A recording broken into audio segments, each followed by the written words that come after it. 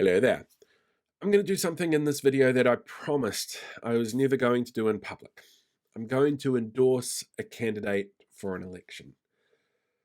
But let me tell you how I got to this decision first. You see, one of the issues that I've got with our electoral process is that we have a whole bunch of money being funneled into third-party promoters that we don't know where it comes from. These promoters have to register with the Electoral Commission. They have to tell us where they spend their money. They have to tell us how much they spend. But they don't have to tell us where that money comes from or what strings are attached to it. And we saw some really interesting examples of that during this year's election campaign. One of the biggest culprits of this is the Taxpayers Union. This is an astroturfing group that's set up to look like a grassroots group, but the organizations that fund it don't necessarily come from membership. Some comes from membership, but the majority of it comes from the villains from Captain Planet. That's a real concern.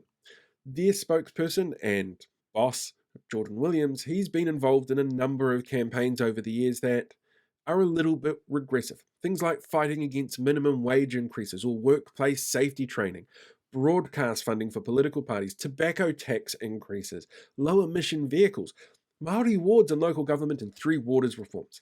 If you know of anybody who's dumb enough to say that apartheid and co-governance are the same thing, those are the people that the Taxpayers Union have somehow influenced by creating this discourse. And that's really worrying because we don't know exactly where their funds come from.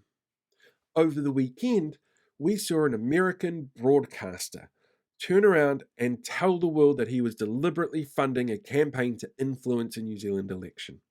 That is something that we should be looking into, and that was John Oliver on Last Week Tonight. He is sinking money into getting Pūteki Teki winning the New Zealand Bird of the Century Award. And don't get me wrong, Pūteki Teki is a wonderful bird. But John Oliver has so many resources behind him that local campaigns don't have. He has HBO money. He has HBO Dragon money to do this. We don't have that in this country. There are very few people in this country who would spend that sort of money on a campaign, and I've got a little bit of a platform, so I thought, you know what? It seems like the right thing to do to make sure that democracy runs its course as best as possible without outside influence, to endorse Kakaruia, the Black Robin. I love this little guy.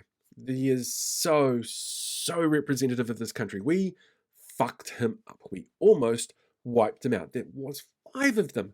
5 at one stage, anywhere in the world. And now they've got a population of 250 to 300 of them. But in the process of getting that population up, we almost fucked them up irreparably in the way that they lay eggs and look after their young. And we had to spend years fixing that problem. We fucked this up so many times, and yet this little guy keeps going, keeps fighting, and keeps increasing its population size. I mean, and look at him. He's like goth as hell. Who doesn't love that kind of look? That stare. This is like the internet bird for everybody. So I'm getting in behind the Black Robin for this year's New Zealand Bird of the Century. And you get 5 votes for this. It's not just one of those stupid one party, one vote things. You can vote 5 times. And I thoroughly recommend that you do so.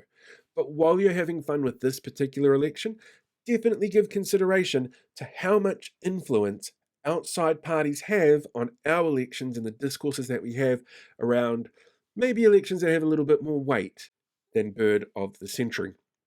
But definitely have some fun and go and vote for this one as well.